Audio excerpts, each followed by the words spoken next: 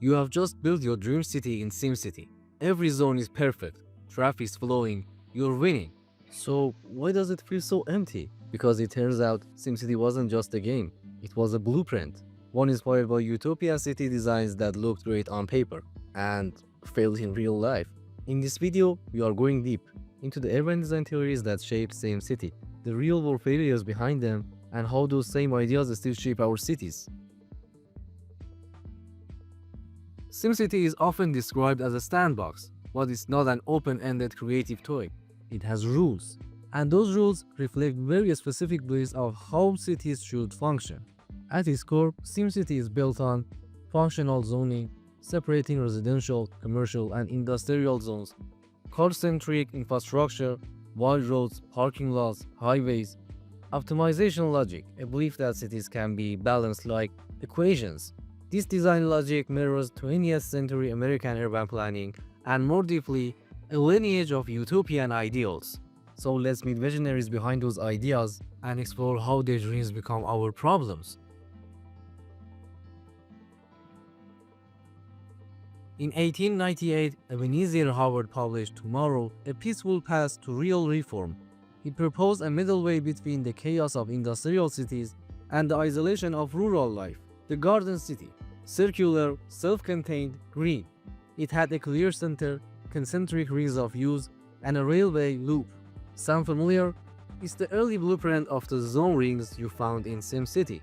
Howard's idea was beautiful, but when implemented in cities like Langeworth and Welwyn, it quickly became so-urbanized. Developers loved the idea of nature, but hated the public ownership and community governance. So we got the zone suburbs of today. Green on outside, but totally car dependent. If Howard gave us the suburbs, local Corbusiers gave us the skyscrapers logic of SimCity.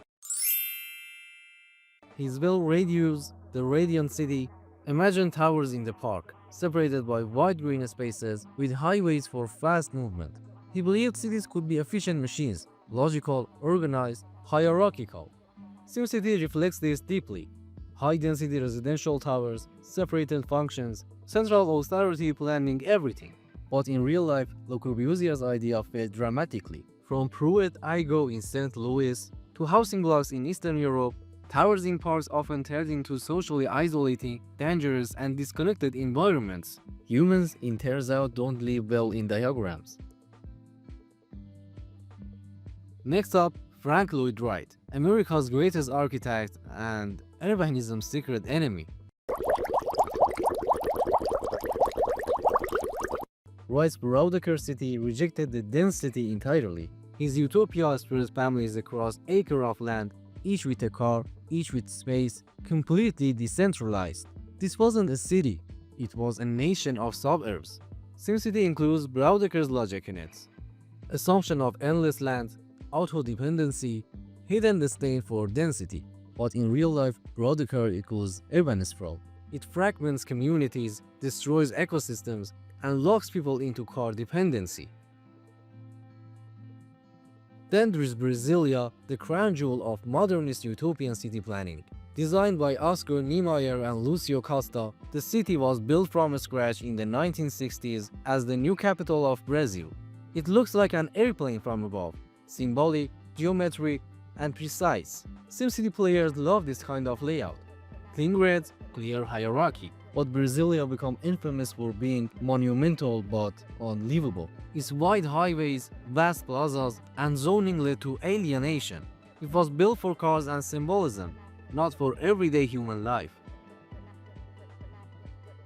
Let's pause. All of these ideas, garden cities, radiant cities, Broadacre, Brasilia, had noble intentions. They were supposed to create order, health, beauty. So why did they fail? Because they misunderstood what makes cities work. Human messiness, social complexity, unexpected interaction. Utopias are rigid. Real cities are adaptive. SimCity rewards optimization, but great cities reward improvisation. To be fair, SimCity isn't totally wrong. It teaches long-term planning trade-offs, disaster response, resource limitations. It reveals how even the best planned city can unravel under pressure. and it sparks a generation to care about how cities function. That's worth celebrating. Here's the scary part. These utopian ideals, they still shape our real cities. Zoning codes still mandate separation, highways still define growth, and suburbs still dominate the urban landscape. You can find the legacy of SimCity and Le Corbusier in cities from Phoenix to Perth and from Nairobi to Shenzhen. Even smart cities like Sangdo and Neom repeat the same old mistake, controlling cities from above instead of empowering people from below. So what do? We stop chasing perfection, we build for humans, not diagrams, and we embrace mixed-use density, walkable scale, local agency, and adaptable design. Cities are ecosystems, not machines. The real utopia might be a city that lets people shape it over time. Thanks for watching. If this helped you see your city or your favorite game in a new way, share it and comment below. Which utopian idea do you think still deserve a chance?